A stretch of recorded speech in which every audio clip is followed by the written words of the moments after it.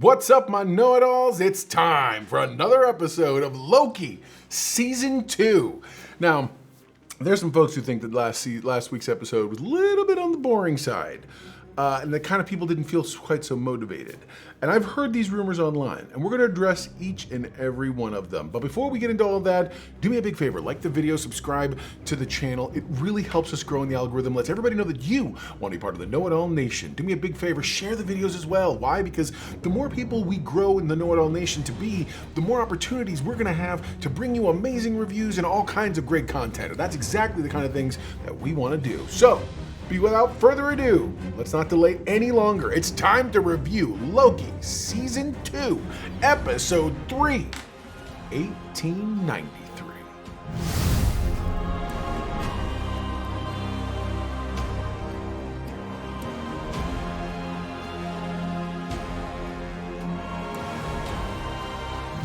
Yeah, so the episode starts at 1893. I mean, actually, that's not true. It actually starts sooner than that.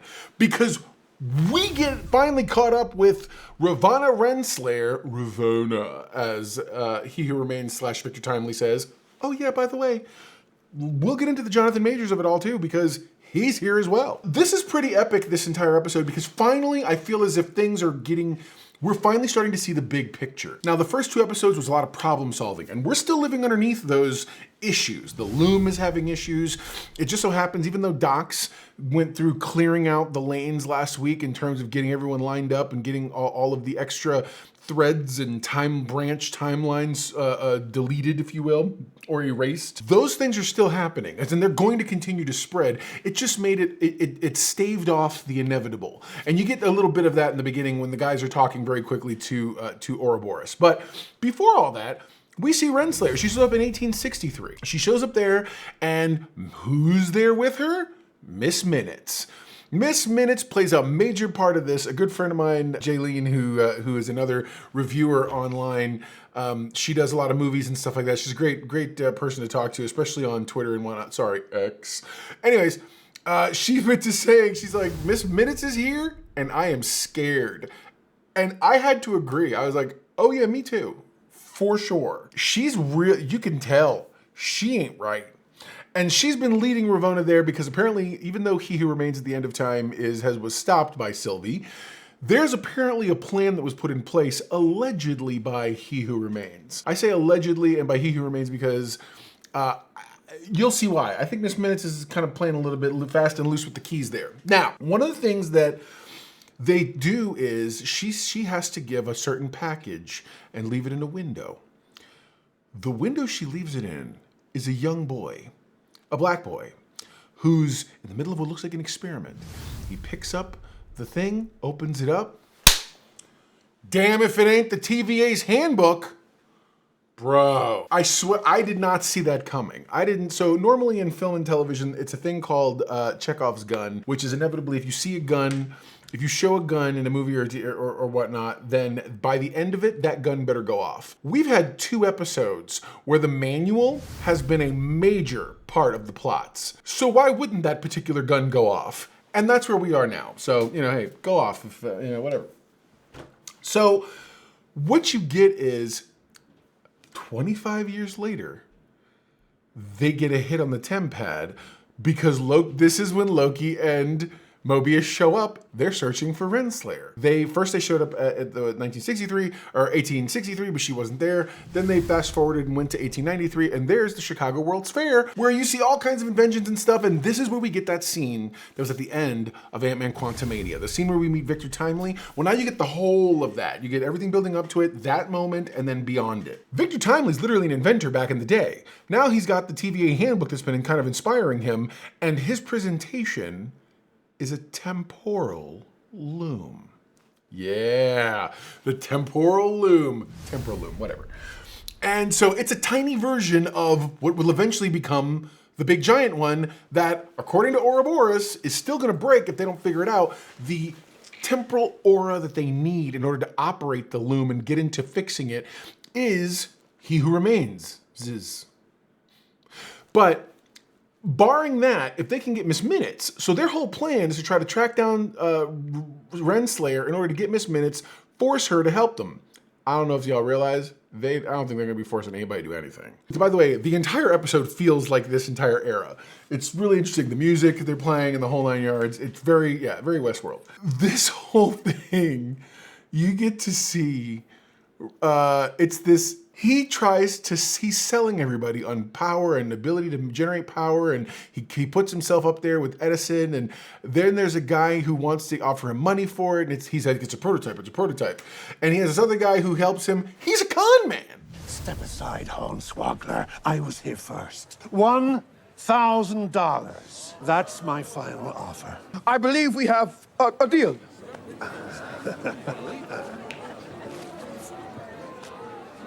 A brilliant con man, but Victor Timely's a con man, which I found very interesting. His whole deal is he uses his genius in order to get money to try to build and continue to invent things. He has another lab across the river, and so there's some running around. They run into Loki and them, track him. At one point, they're literally wrestling whether or not who's going to take him with them, whether it's going to be Ravonna or it's going to be Mobius and them, and that's when the guys by the way, he rips off this one guy for about $1,000, which back in the 1800s is a lot of money. Probably the equivalent of about almost 100,000 today. So what he does is he literally faces down these people, and they go into this giant Ferris wheel that has whole rooms of people. It isn't like a little teeny tiny car. It's like a whole thing you get into, and it goes around the whole thing. While there, Sylvie shows up. Oh yeah. And Sylvie's none too happy. She's pissed. Sylvie's done with him. Sylvie wants to be, she's like, I'm gonna kill him. She's hardcore about it. Loki has to fight her, and she's like, well, this all looks familiar. He's starting to convince her, because he's convincing her that if the loom breaks, everyone's out of time. And so they can't exactly let that happen. And so at one point, they go to both to blast each other out of the carts. Anyways, eventually Renslayer manages to get away with Victor. They get onto a ferry to head over the river to head up to his actual lab. She makes a statement about it being a partnership. Earlier, the guy who wanted to pay him for something, wanted to pay him for his prototype, offered it to be a partnership, and he said he doesn't do partners. Miss Minutes is watching off to the side because he's totally fine thinking she's whatever. The next thing you know, they dump her outside. They literally dump her off the ferry in a little dinghy, and she's got to paddle her way across the river to get to him. They get there. This is when Miss Minutes goes all Basic Instinct and Crazy White Woman and the girl lady, all that stuff, okay? Crazy White Female, rather. I mean, she goes nuts. Tara Strong reprises her role as Mrs. Minutes. And by the way, Tara Strong, beautiful, excellent voice work. Stupid. I mean, like, I'm drawn in every single time. So what happens? He manages to grab the tempad and get her sucked into it. She's apparently like, why didn't you ever create me a body? You never once used your genius and all those aeons and aeons. And I'm like, oh God. Every man knows that conversation. And we're all like, oh God. It's the whole like, why haven't you done this thing? What's going on? And the whole time you're sitting there going, okay, and how do I get out of here? He's no different, and it's just shy of saying she wants to be his girlfriend, which kind of gave me it gave me Young Frankenstein vibes. Say it! He was my boyfriend! Anyway, so yeah, man, it's a fun ride. And the very end of this thing, they end up saving. Sylvie shows up and stops them because Renslayer's got a prototype of the wand that makes them go away. It's massive. It's like a big giant, almost like a Gatling gun. And she's holding it at Victor, and she's telling them both off, they're both being Loki and Mobius. That's when Sylvie shows up, knocks them all down. They get up. She says, don't make me regret this. And sure enough, they leave with Victor Timely and head back to the TVA. Stop there. That's going to apparently continue next week. And then she faces down Renslayer. And I'm telling you, it's rough, bro. Like, you don't know where that's gonna leave off, and I really want to see where they take us. So there you go. Now you know. If you don't have to battle, you're halfway to being a know-it-all yourself. What's an Auto Index for this episode for me? So again, good story building. I liked all the characters. I thought Jonathan Majors was doing a really nice affected version. They keep saying that he is a variant of He Who Remains. I don't know if that's the case because Miss Minutes also keeps implying that she knows how to turn him into that eventual guy. I don't know all the ins and outs of how they're doing this particular version of Kang or how things are going. I think, according to some leaks online, he's actually supposed to become He Who Remains, not just be a variant. But that could be wrong. They've been changing and tweaking some things. Either way, I feel like this feels really good. I like where they're going with the show. This one I'm gonna back off a little bit. I was really excited last week because it felt like a better episode. Episode 3, I'm going to a straight 8. I think it's good. I think it's very good. I think they're laying down some good groundwork. Nothing crazy that blew me away, but the episode was really good still nonetheless. So check it out for yourself. Tell me in the comments below what you think. Also, let's start speculating. Let's do some theory crafting here. Obviously, Marvel's got a lot of pieces to pick up, especially after all the nonsense that they've been putting out. I had a conversation with Mrs. Know-It-All today. I had to do with Star Wars, but also it feels relevant to this. I feel like the issue that everybody's running into over at Disney is they've given us so much by way of spectacle for so long, and now we're expecting that rather. So when the shows don't match up with that level of spectacle that we believe they deserve, we get judgy and we get upset. So comment below. How do you think? Do you like? I like where this show is going.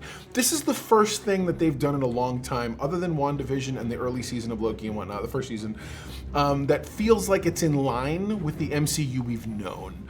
It's nothing new, but it is new. So I don't know. We'll see. Talk to you guys soon. Never forget, everyone loves a know-it-all.